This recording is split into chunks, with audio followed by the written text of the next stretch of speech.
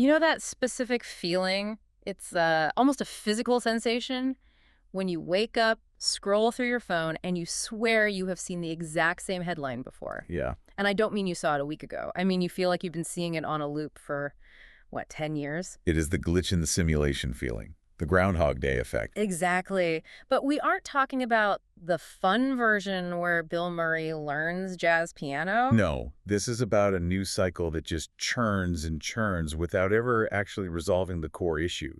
And that feeling, that stagnation, is exactly where we're starting this deep dive. It's the perfect place to start, because today we are looking at the latest, and I use that word very loosely, release of documents from the Department of Justice regarding Jeffrey Epstein. And you can almost feel people's eyes glazing over already. Epstein files, it's become this buzzword for a lot of noise and very little signal. Right? It's a swamp of information. So to help us navigate it, we're not just reading court dockets. We are using a primary source that cuts through that fatigue with surprising precision. We're breaking down a recent monologue by Jon Stewart from The Daily Show. And I think we need to explain that choice right off the bat. Why use a comedian to discuss a federal sex trafficking investigation? It's a fair question. Because he isn't just making jokes. He's using the comedy almost like a Trojan horse. Yeah. It gets you laughing at how absurd the details are. But his actual goal is to dissect a much, much darker reality. He's arguing that while we're all distracted by the gossip, you know, who's on the list, who flew on the plane. We are completely missing the systemic corruption that allows that list to exist in the first place. That is the mission for this deep dive.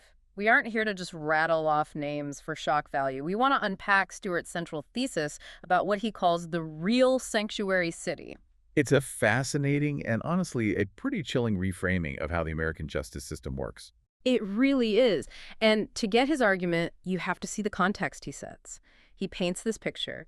It's early 2025. It is absolutely freezing in New York. He has that great line. He jokes that Comrade Mom Donnie Right, referring to Trump. has turned the U.S. into Siberia. It's been below freezing for 10 days straight or something. So you have this literal chill in the air. And then amidst that, there's a political chill because the DOJ releases millions, literally millions of pages of documents. And Stewart just calls it Groundhog Day. He says this is the day Donald Trump sees Epstein's shadow, and we get 6 more weeks of not knowing who any of the co-conspirators are. That line is so sharp, it's funny, but it's a direct indictment. He's saying we're drowning in paper, but actual accountability is at zero. But before we get to the really heavy analysis, the sanctuary city stuff, we do have to look at the veritable who's who, as he calls it, that pops up in these files. We do, because the names matter, not just as gossip, but as a map of power. If you look at the people Stewart highlights, it's a cross-section of the elite. You have the political wing, like Bill Clinton, Donald Trump, Prince Andrew. Then you have the finance and tech oligarchs, Bill Gates, Larry Summers, Richard Branson, even, cultural figures like Woody Allen. And in a moment of transparency that I found pretty crucial for his credibility, Yeah. Jon Stewart mentions that he is in the files. He doesn't hide it. He pulls the document right up on the screen. It changes the dynamic, doesn't it, when the narrator admits he's part of the data set? It does. It says, I'm not standing above this. I'm in the thick of it with you. The document was an email from 2015. It's Epstein writing to a producer, suggesting Woody Allen do a special, and that somebody like Jon Stewart could host it. Stewart's reaction was perfect. He wasn't worried about the association. He was offended by the phrasing. He says, do I have the offer, or is this an audition? Which gets a laugh, but think about that. Epstein wasn't just some guy on an island. He was brokering media deals. He was trying to package Woody Allen and Jon Stewart. It shows how deeply embedded he was. But the tone shifts pretty significantly when we move from that to the tech titans. Stewart spends a lot of time on the new emails with Elon Musk. And this is where it gets bizarre, is the polite word. Bizarre is an understatement. Let's start with the Christmas email, because this one just struck me as psychologically strange. Musk emails Epstein asking if there are parties planned on his island on Christmas Day. Christmas Day, not next month, but the morning of a major family holiday. Stewart just leans right into the absurdity. He jokes about wanting to escape your in-laws or your kids, He says, I've just seen the joy in all my children's faces. Get me the bleep out of here. It's a funny line, and it resonates. Yeah. But what's the implication? You don't email a casual acquaintance on Christmas morning to fly to their private island. No. That suggests a level of familiarity or maybe desperation for a certain kind of environment that just torpedoes the "I barely knew the guy" defense. And it gets so much more telling with the UN diplomats exchange. This feels like a glimpse into a secret language. So Epstein emails Musk, invites him to his townhouse in New York, says the UN General Assembly is opening, so many interesting people are coming by. A standard networking pitch. The cover story.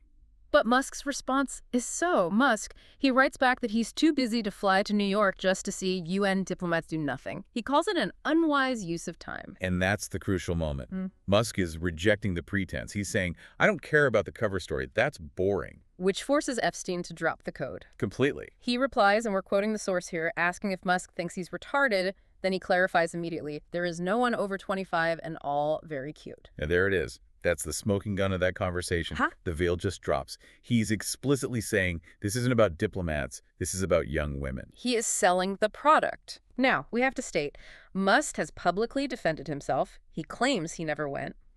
And his defense is, well, it's unique.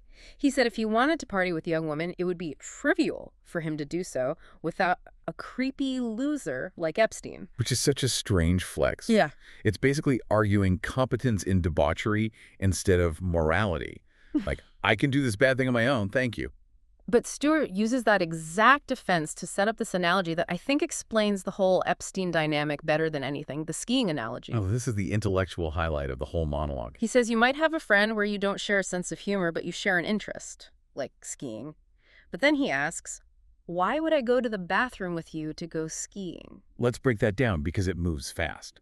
Skiing is an outdoor sport. You need a mountain. You need snow. Right. So if you're going into a locked room to the bathroom to ski, the implication is that skiing is a code for something else, usually cocaine. You don't go to the bathroom to ski. Exactly. Yeah. Stewart applies that same logic to Epstein and these billionaires.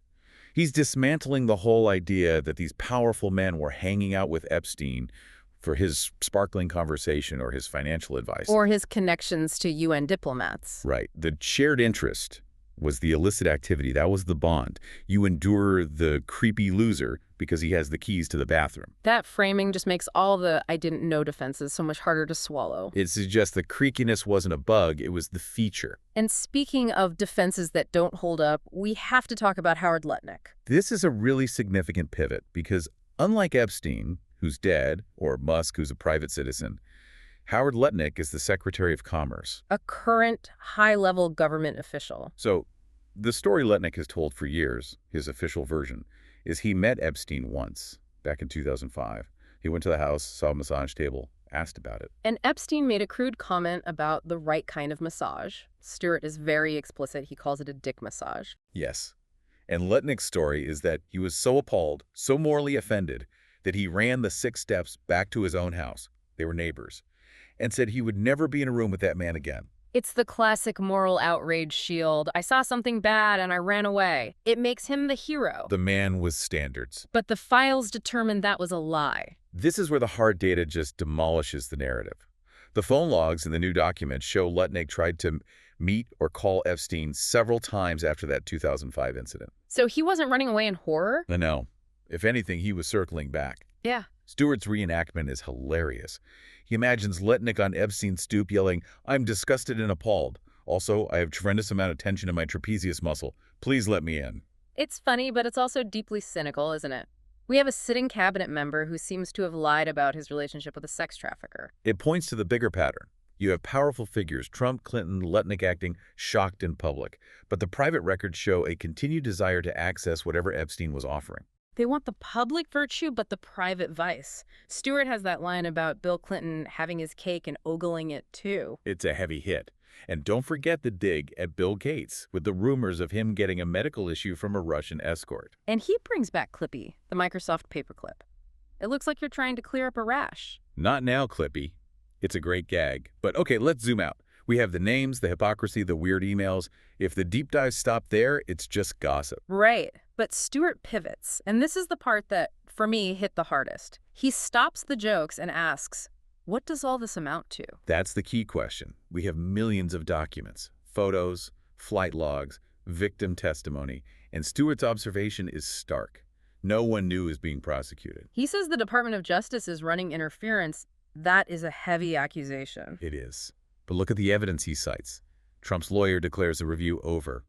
Prince Andrew is stripped of his title. He's just Andrew Mountbatten Windsor now, but he's not in handcuffs. Larry Summers, Bill Gates. No legal repercussions. Stewart says sarcastically it's completely believable that Epstein and Ghislaine Maxwell were the only two people responsible for a global sex trafficking ring, like it was a mom-and-pop operation. Just a couple of crazy kids doing crimes alone. That sarcasm cuts deep because it highlights the logistical impossibility of that. A network that vast requires participants, clients, funding. And yet, the justice system seems to have just hit a wall. Or built a wall to protect the participants. And this brings us to the core concept, the sanctuary city.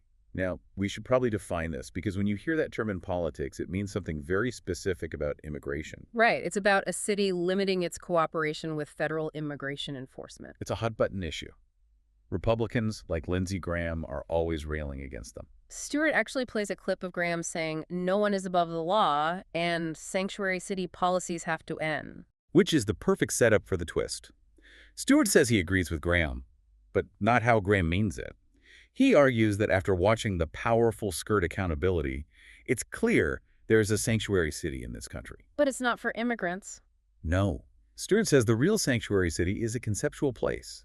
It's where money and power protect you from consequences. It's a psychological and legal safe zone. Exactly. And he contrasts this so effectively. He talks about the immunity these billionaires have. You can traffic human beings. You can give away America's AI infrastructure. You can influence peddle. And you're safe. You stay in the sanctuary. And then he juxtaposes that with reality for a regular person. He paints this brutal picture of a regular guy in a Midwestern city who tries to help a lady up and gets shot in the back of the head. It's a violent image, but it shows the precariousness of normal life. For the average person, the law is strict. Violence is punished. For the elite inside the sanctuary city, life is padded. The laws are suggestions. The real sanctuary city is where the rich live. That one line just reframes the entire political debate. We spend so much energy arguing about borders and desperate people, while the ones breaking laws on a massive scale, laws involving human rights, are living in their own protected zone. It's a critique of a two-tiered justice system. Stewart is saying that the rule of law is a myth if it only applies to people below a certain tax bracket. If the DOJ's role is running interference instead of prosecuting, then the system isn't broken. It's working exactly as it was designed. And that's a terrifying thought. That this is the system functioning correctly, just not for us. The Epstein saga isn't about a rogue pervert anymore. It's a stress test for our legal system. And the system failed. It protected the network and sacrificed the figurehead. It's sobering. You start the segment laughing at Elon Musk trying to get away from his kids on Christmas, and you end up realizing that the joke is on us. Because these guys, they get away with it. And that's why this is so effective as criticism. He lures you in with the absurdity, the trapezius muscle excuses, but leaves you with a very serious realization about the state of justice in this country. It really makes you rethink what accountability even means. We see these headlines, DOJ releases files, and we think, okay, here comes the hammer. But the hammer never drops. Not on the people inside the sanctuary city. So if we look at the big picture here, we've gone from the freezing cold of New York to the tropical islands of the elite and back to the harsh reality of the American legal system. It's a journey that reveals a lot about who we are and, who we allow to be above the rules. I want to leave everyone with a thought to mull over based on this. If Jon Stewart is right and the Department of Justice is effectively shielding the powerful, what does that mean for the next decade? If this sanctuary city for the rich just keeps expanding, what happens to the concept of the rule of law for the rest of us? That's the question we all need to be asking. Because if the law doesn't apply to everyone, eventually it applies to no one. Thanks for joining us on this deep dive into the real sanctuary city. We'll see you next time.